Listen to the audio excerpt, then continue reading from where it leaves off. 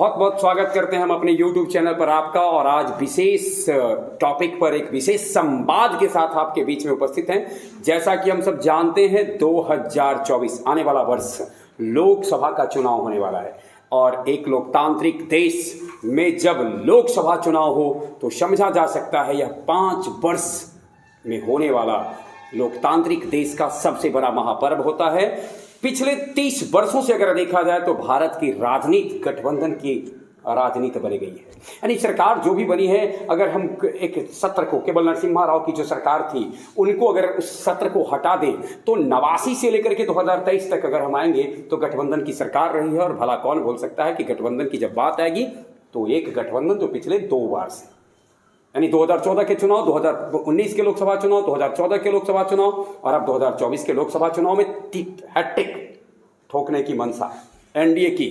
और दूसरा उसके इस यात्रा को, इस मंसूबे पर पानी फेरना, अथवा दूसरे शब्दों में कह सकते हैं ये जो विजय अभियान है इसको रोकने की तैयारी INDI की।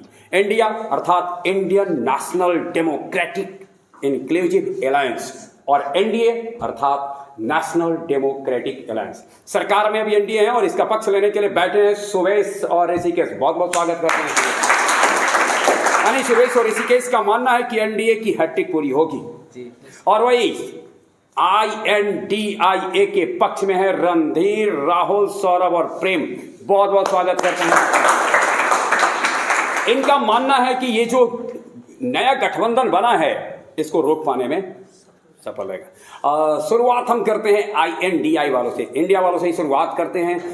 सबसे पहले तो आपका ये गठबंधन अभी अभी बना है, शुभकामना देते हैं। इसकी लोकतांत्रिक यात्रा काफी दूर तक जाए, बहुत ऊंचाई को छुए। और इन शुभकामनाओं के साथ सबसे पहले मैं चाहूंगा कि आपसे ये जानना, INDI एक गठबंधन, इंडिया गठबंधन 2024 का चुनाव जब सामने है तो किन मुद्दों को लेकर जनता के बीच में पहुंचेगी? यानी कौन से विषय होंगे, कौन से मुद्दे हैं जिसको लेकर INDI गठबंधन मुख्य रूप से जनता के समक्ष पहुंचेगी? जनता जनार्दन के तर्क पर इंडिया गठबंधन के पास मुद्दे क्या होंगे? चलिए सौरभ, फिर बारी बारी से आप लोग गिनाएंगे, फिर हम चर्चा करेंगे एनडीए वालों का। यानी पहला, हाँ जी जी, सभी को मतलब बोलना है। जी जी हाँ, बिल्कुल बोल सकते हैं, सब लोग बोल सकते हैं, अपने अपने तरीके से बता देख सकते हैं। चलिए रणधीर, बता, शुरू करते हैं।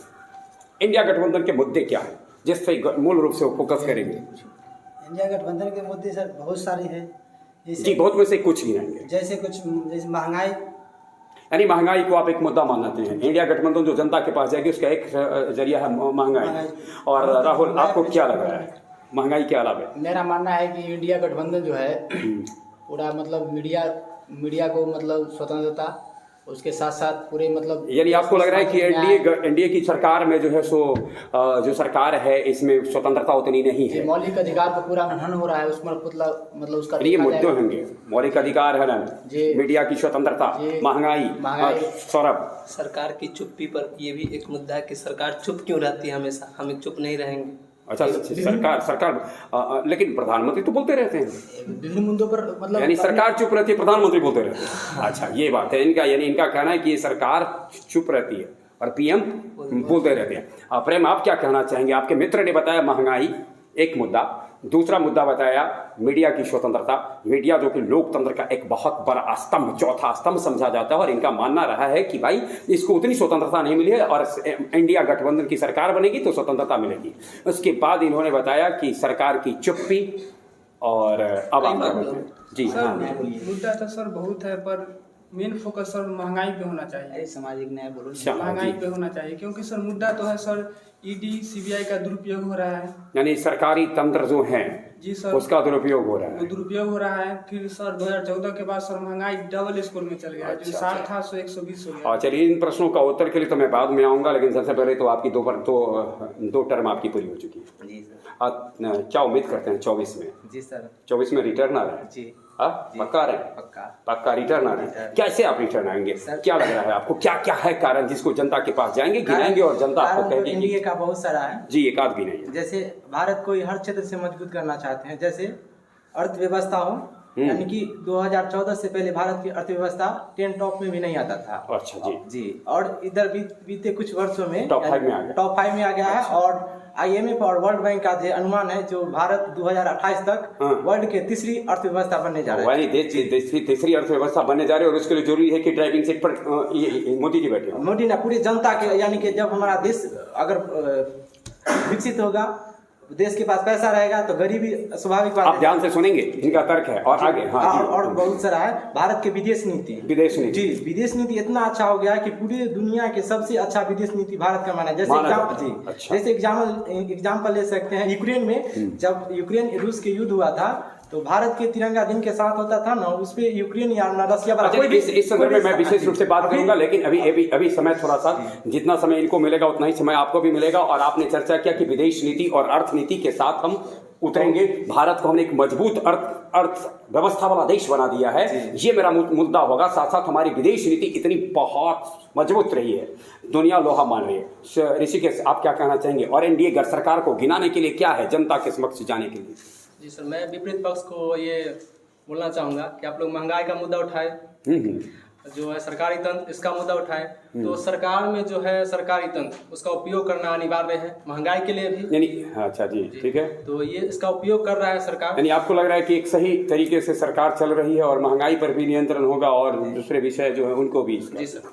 चलिए, आपके ऊपर एक आरोप लगा है। अब मैं सुबह से आपसे जानना चाहूंगा, आपके विपक्ष मतलब इधर जो इंडिया वाले हैं, इन्होंने एक आरोप लगाया है कि आपके समय में सरकार चुप रहती है जी, और चाहे वो न्यायिक मामले हो, सामाजिक न्याय के मामले, बिल्कुल। यानी सामाजिक न्याय की बात हो या न्यायिक विषय हो, इस पे सरकार चुप रहती है, ऐसा कहता है। और जनता इसके बीच में जाना चाहिए। ऐसी बात नहीं है, कोई भी मुद्दा होता है वो हमारी सरकार निष्पक्ष रूप से जनता के सामने रखते हैं। जैसे UGC हो, उस सामने में रखे, सबसे जनता से विचार पहले लिए हैं, उसके बाद वो यानी कि पूरे देश में एक कानून लागू कर रहे हैं सब। और कोई भी UCC और हर क्षेत्र में हमको तो लगता है कि कोई भी काम होता है उसमें हमारी सरकार सबसे पहले हर क्षेत्र में, चाहे चंद्रयान ही क्यों ना हो या कोई भी क्षेत्र में, वो तो सामने। चलिए ठीक है। एक पक्ष इन्होंने बताया, आपने कहा महंगाई, और ये कहते हैं मैं दुनिया की तीसरी मतलब अर्थव्यवस्था के कगार पर खड़ा हूं और 5वीं अर्थव्यवस्था पर है। क्या कहना चाहेंगे सौरभ? और न तो कहते हैं तुम्हारे किताबों में तुम कहते हैं ना, गांव का मौसम गुलाबी है लेकिन ये दावे बड़े खोखले। एनडीए की तरफ से दावा किया गया कि जो हम मतलब अर्थव्यवस्था को मतलब तीसरा अर्थव्यवस्था बनाने जा रहे हैं 2027-28 तक, IMF का दावा है। उनको पहले मतलब जानकारी होना चाहिए कि भारत की जो स्थिति थी 2014 से पहले, मतलब मनमोहन सिंह के कार्यकाल में विभिन्न प्रकार की मंदियाँ आई थी, उसमें उन्होंने बहुत मतलब मनमोहन सिंह एक मतलब प्रधानमंत्री से बेहतरीन एक अर्थशास्त्री थे, उनके तुलना में मोदी जी का कोई कहीं। यानी आप कहना चाह रहे हैं कि ये जो फल आ रहे हैं इसका बीजारोपण पहले हो चुका, यानी कहने का अभिप्राय ये संयोग ऐसा है कि इसका फल मोदी जी को खाने को मिल रहा है, यानी एनडीए गवर्नमेंट को मिल रहा है, संयोग है। और दूसरा नंबर उनका तर्क था कि मतलब कोई भी चीज़ में पूछा जाता है, जैसे UCG का, उनसे पूछिए पहले विपक्षी पार्टी से कि क्या न्यू एजुकेशन पॉलिसी जो लाया गया 2020 में, उस पर क्या तर्क लिया गया था सभी राज्यों से। दूसरे बात उनसे पूछिए कि मतलब जो नोटबंदी किया गया या विभिन्न तरह का मतलब GST तर्क में लाया गया, मतलब यानी ऐसे कई सामाजिक कार्यक्रम, कई ऐसे निर्णय हैं जो सरकार ने लिया, लेकिन उसमें जो है सो क्या आम जनता की राय ली गई अथवा उसको अनदेखी की गई। यहाँ तो आम आदमी की जो समस्या आई उस पर आपकी नजर क्या थी? देखिए, 2 मुद्दे उठाए हैं। नोटबंदी के समय आम आदमी को जो परेशानी आई, आप कह रहे हैं कि हम राय विचार लेते हैं, करते हैं, तो क्या बता रहे हैं कि कई परेशानियां पैदा हुई।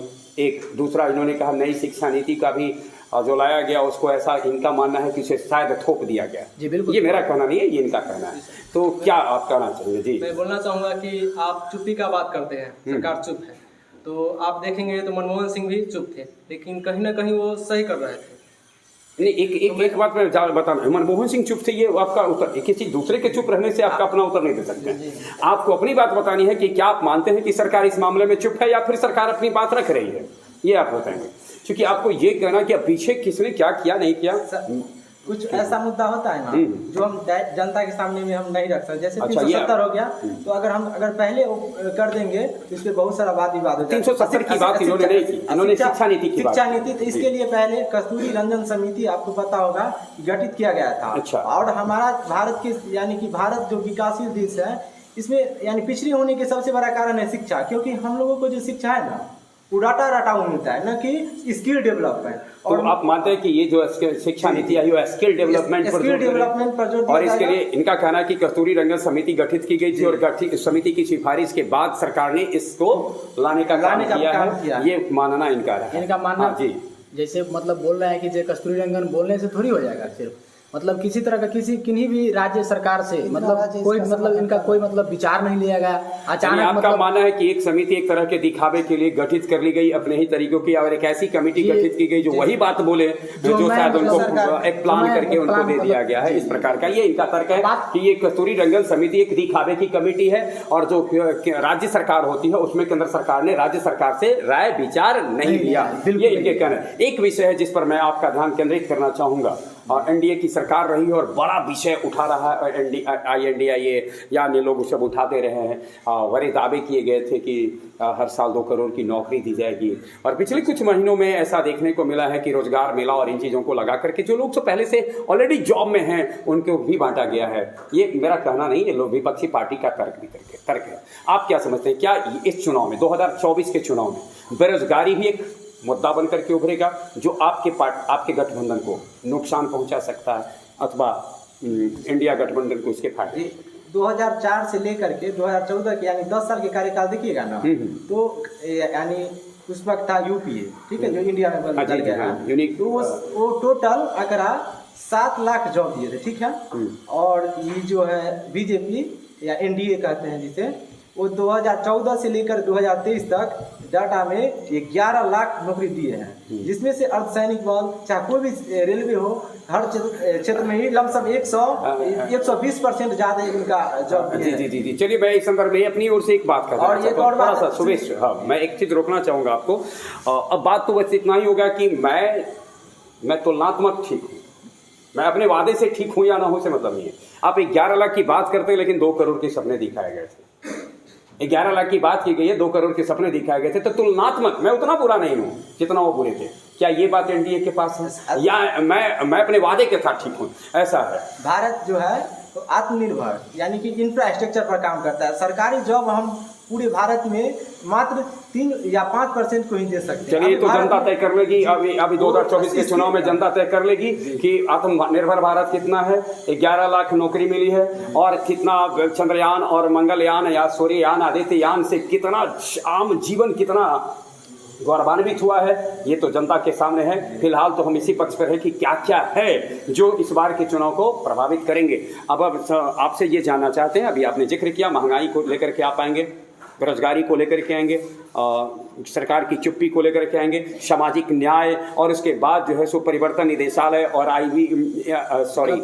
इसके बाद जो CBI एजेंसियां हैं, जांच एजेंसियां हैं, इसका जो गलत प्रयोग हो रहा है, इसको लेकर के आप आम जनता के पास आएंगे। एक सवाल उठता है, INDIA NDA की ये जो विजय यात्रा रही है, इसको जब रोकने पर विचार करती है तो क्या उसको लग रहा है, ओवरऑल उसको कैसा लग रहा है, अनुमान कैसा लग रहा है? एक तरफ NDA वाले कहते हैं 300 पार, 350 पार, तो आपको क्या लग रहा है कि INDI की सबसे मूल ताकत भारत के, आप क्षेत्र राज्य वाइज भी कह सकते हैं अथवा क्षेत्र वाइज भी देख सकते हैं, कहाँ से लग रहा है कि इसका प्रदर्शन आपको बहुत ज़्यादा, यानी परिवर्तन की लहर कहाँ से उठने वाली है, आपको क्या लग रहा है? दक्षिणी इलाके जो कर्नाटक राज्य वगैरह हो गए, उधर से ज़्यादातर इसके प्रभाव देखने को मिलेंगे। INDIA के आपको लग रहा है कर्नाटक जी, और मतलब मेरा मानना है कि मतलब राज्य क्षेत्र विशेष ही नहीं, पूरा इंडिया से लहर आएगी, यानी इंडिया नाम है और इंडिया से लहर आएगी, हर जगह से उठेगा ये तो। मतलब ऐसा नहीं है कि सर मतलब पहली बार ही मतलब किसी तरह का इस तरह का गठबंधन का विचार किया गया है। कई बार इंदिरा गांधी की सरकार गई, उसको उनको भी विरोध, यानी जिस समय इमरजेंसी लगा उसके बाद भी गठबंधन आया जी। माननीय मतलब 2000 ईस्वी में मतलब बीजेपी का सरकार था, अटल बिहारी वाजपेयी जी का, वो गिरे तो उनके विरोध में भी मतलब कई गठबंधन करके अलायंस हमारे गठबंधन की राजनीति कोई नई राजनीति नहीं है, ये आते रहे हैं और इसके साथ इस प्रकार का आपको लग रहा है कि पूरे देश से आने वाला है ये लहर। जी लहर है। इसका कारण ये है किस रूप में देखते हैं? एक बिहार टाइप का होगा जिसमें हल्का पत्ता होता है, हिलेगा पत्ता होता टूटेगा, या फिर एक बड़ा सुनामी नजर आ रहा है जिसमें कि उखड़ जाएगा? ऐसा नहीं होगा सर, मतलब बिहार उठेगा, मतलब जागृत हो रहे हैं लोग यहाँ। अच्छा। मतलब जो मतलब बहावे में आ गए थे, ब्लैकमेल की तरफ से बोल सकते हैं कितना रोजगार दिया जाएगा, ऐसे कर देंगे, मतलब पूरा बदल देंगे, पूरा दुनिया में हमारा मतलब धाक हो जाएगा, हम चीन को ऐसे कर देंगे, मतलब पाकिस्तान को ऐसे कर देंगे, मतलब तो उसे थोड़ा लगता है कि जनता ऊपर जाएगी। जी मतलब अमेरिका को हम ऐसे कर देंगे। और आपका क्या आग्रह है? यानी इनका तो कहना है कि जी बोले। जैसे सर ये जब सर बिहार से कोई आंदोलन खड़ा हुआ है ना, तो सर देश के सत्ता को सर उखाड़ फेंका है। तो ये आंदोलन बिहार से खड़ा होता हुआ आप देख रहे हैं? जी सर। बिहार इसको प्रभावित करेगा, बिल्कुल प्रभावित। यानी ये आवाजें बिहार से आ रही है। पहला मीटिंग भी बिहार में। अच्छा, इसकी मीटिंग बिहार में हुई, इसीलिए यानी ये बिहार से जब आया है तो सत्ता परिवर्तित हुआ, यानी इतिहास कह रहा है। इतिहास जयप्रकाश नारायण जी से देख सकते हैं। अच्छा, क्या जरूरी है कि इतिहास दोहराया जाए? जी सर। विश्वास है सर दोहराएगा। खैर इनका विश्वास है कि एक बार फिर से जेपी का राज्य से एक बार फिर से एक जो गठबंधन की पहली मीटिंग हुई, जैसा कि बताया गया कि बिहार के पटना में ही ये पहली मीटिंग हुई और अब तक 3 बार आपस में लोग मिल चुके हैं। तो इस तरीके से मुलाकात हुई है, INDIA की गठबंधन आई है, बहुत सारी पार्टियां जुड़ रही है, आगे बहुत सारे इक्वेशन परिवर्तित होंगे। लेकिन NDA वाले क्या सोचते हैं, किस बार क्या लग रहा है आपको? कितना बार, पहली बार यानी 2019 में जो चुनाव में आपको सीट मिले उससे आप ज़्यादा देख रहे हैं, या लग रहा है कि इस बार कुछ हिसाब किताब कम होगा? ज़्यादा या कम का यहाँ पर जो है बात वो नहीं है, सत्ता में आने का है। अच्छा, यानी जादुई आंकड़ा जो 273 है। मैं आपको पूछना चाहूंगा कि आप किस आधार पे बोल रहे हैं कि आप लहर उठाएंगे? 7 राज्य में आपकी सरकार है। ठीक 7 राज्य में सरकार है। 6 से 7 राज्य में आपकी सरकार है, किस आधार पे? और आप बिहार का बात कर रहे हैं, बिहार में राजनीतिक पार्टी समन्वित नहीं है। अच्छा, संतुलन में एक मिनट ये जानना चाहते हैं आपसे कि आप क्या इस जो बात कर रहे हैं कि उठने वाली है सुनामी, किस आधार पर? जी हाँ, पहला नंबर उनका विभिन्न उदाहरण रहेगा, मतलब पहला उदाहरण रहेगा सामाजिक मतलब न्याय, उनका मेन मकसद रहेगा।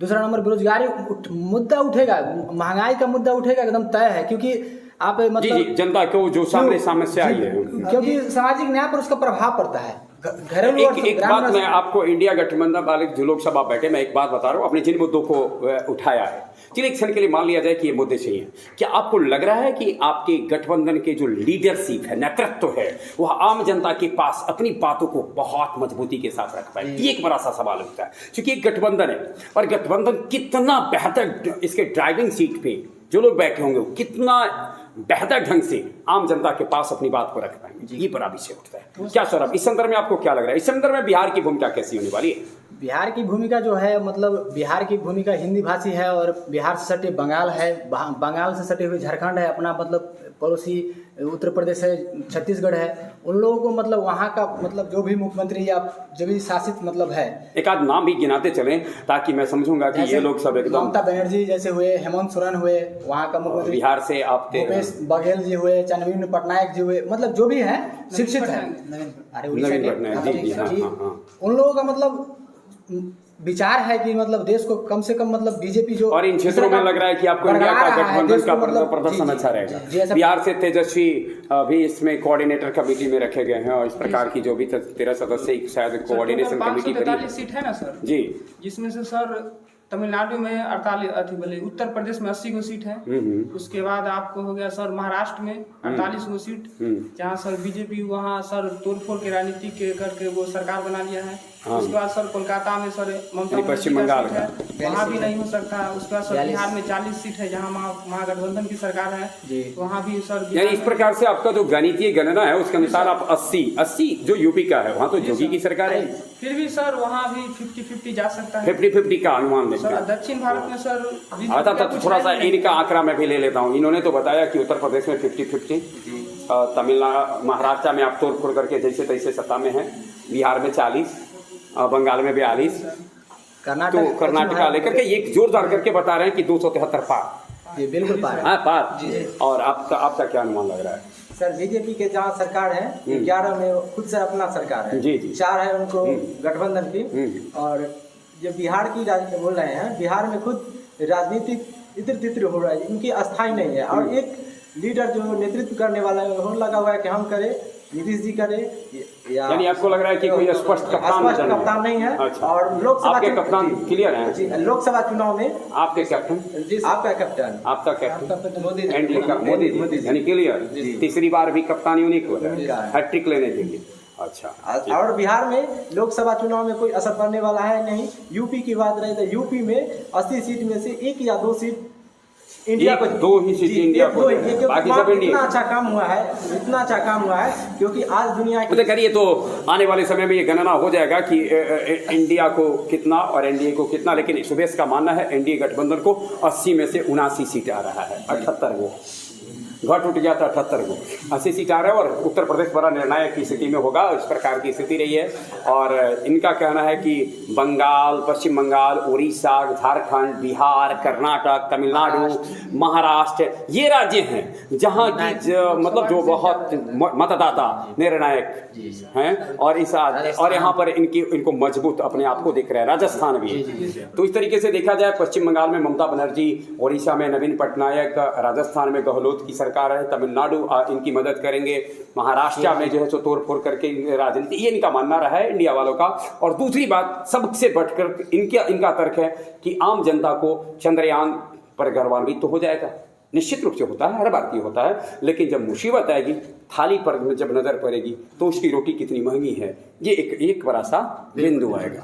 और जहाँ तक सवाल है किसी भी विषय का, किसी सफलता का, तो इनका तर्क है कि वो सफलता किसी एक दिन की नहीं है, वो लंबा प्रयास रहा है। इस लंबे प्रयास की सफलता है, चाहे वो चंद्रयान की सफलता हो, चाहे फिर भारत का नहीं, या फिर एक लंबा प्रयास है और इसके लिए है। उसके बाद यह भी चाहे भारत का तीसरी 5वीं अर्थव्यवस्था के क्षेत्र में आना भी एक लंबी प्रयास का हिस्सा है। चाहे वो लंबा प्रयास करने का मतलब ये IIM जैसी जो संस्था है या फिर IIT जैसी सब तो यानी ये कंटिन्यूअसली है, ये चीजें होती रही और आगे भी होता रहेगा। चंद्रयान की जो अर्थ मतलब व्यवस्था हो 2008 में हमारे यूपीए सरकार ने ही उनका नींव रखा।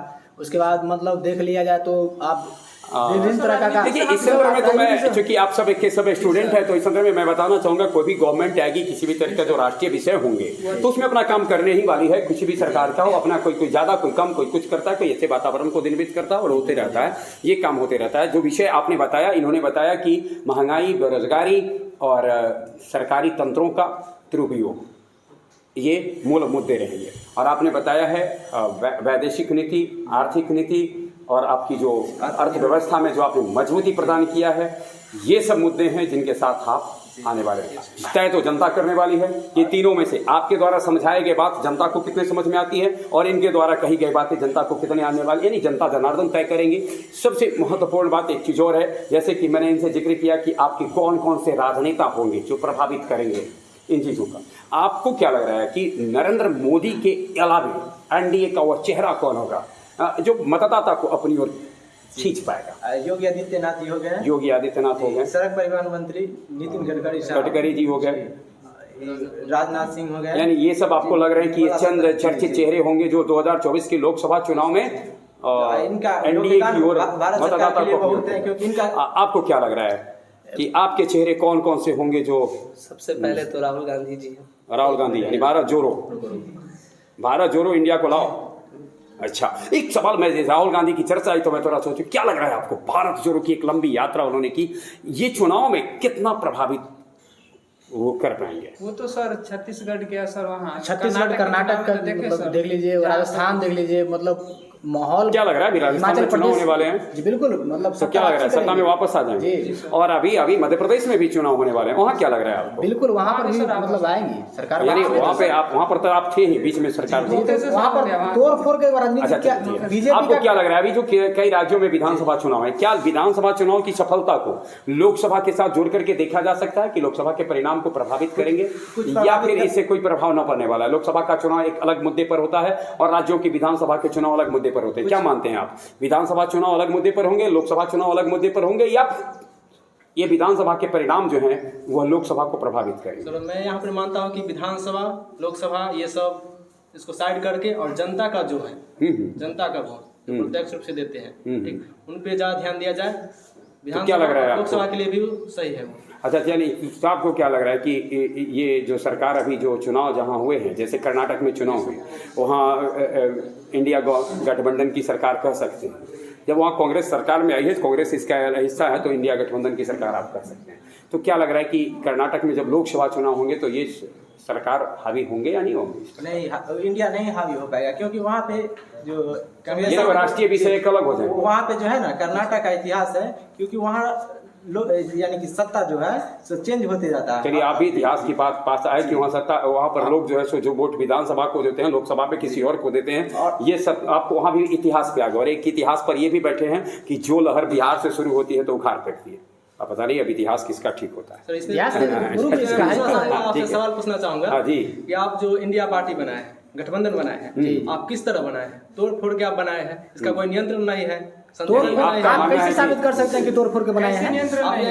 ठीक है, इनका कहने का अभिप्राय कि आपके पार्टी का कोई नियंत्रण नहीं। प्यार से सभी लोगों का विचार लेके कई बार नीतीश कुमार जी हमारे जो लीडर थे बिहार के, वर्तमान कई बार बैठक हुई, कई बार उनको विचार करके कई बैठकों के बाद निर्णय लेके बनाया गया। अच्छा, एक बहुत थोड़ा सा मैं एक शब्द, आप एक आरोप आप पर लगाए, ये आप क्या सकते हैं? अवसरवादी गठबंधन है, अवसरवादी यानी कि 2024 में ऐसे या लग रहा है यह भारत की जरूरत का गठबंधन? यहाँ पर सौरभ किस रूप में देखता है? दूसरा भारत की जरूरत, इंडिया की जरूरत थी एकदम इस गठबंधन, यानी कि एनडीए को रोकना भारत के लिए आवश्यक था, बहुत आवश्यक, इंडिया गठबंधन का नियम ये परिवर्तन, और जब तक परिवर्तित नहीं आती जिंदगी में स्थिरता आ जाएगी। फिर एक ही चीज, सामने वाले विपक्षी पार्टी तो आपके जो है एनडीए वाले वो कहेंगे कि जिनके मुखिया ही सुनिश्चित नहीं है कि कौन पीएम कैंडिडेट होंगे, क्या है नहीं। क्या लग रहा है इस संदर्भ में कि इंडिया गवर्नमेंट आते आते चुनाव के 2024 के चुनाव आते आते अपना चेहरा जो है पीएम चेहरा क्लियर कर देगा, या फिर इसको रखेगा बाद में, और बहुमत मिलने के बाद,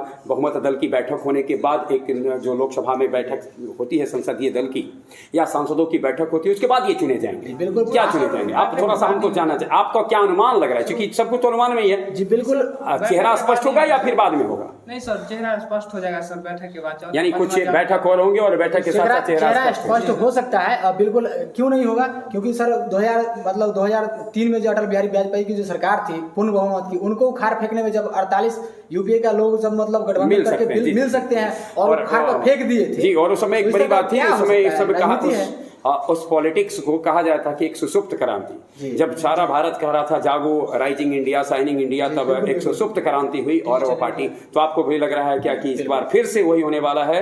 और जहां एक तरफ हम तीसरी अर्थव्यवस्था बड़ी बातें कर रहे हैं तो सत्ता बदल उन लोगों का नींव यूपीए सरकार ही रखा था। अंत में मैं समीक्षा के रूप में आपसे जानना चाहता हूँ, मतलब कि सुबह साहब से और आपकी टीम से, कि आप ओवरऑल ये अपनी बात तो मतलब समाप्त करते हुए कि लगभग कितने सीट है ना, और कितनी परेशानी, क्या 19 से ज़्यादा आसान है ये सफ़र, 24 वाला मुश्किलाहट वाला है, या आप देख रहे हैं कि रोड चौड़े हो गए हैं, एकदम सपाट एनडीए की सरकारी काफ़ी तेज गति से बढ़ रही है, नया संसद भवन मिला है देश को, और नए संसद भवन में नई सरकार बनेगी और एनडीए के नेतृत्व में बनेगी। यानी क्या देख रहे हैं? ब्रॉड बेस पे चौड़े रास्ते पर चलता हुआ, गाड़ी दौड़ता हुआ एनडीए की देख रहे हैं, या फिर लग रहा है कि रास्ते में रोड़े हैं, अवरोध हैं 19 की तुलना में?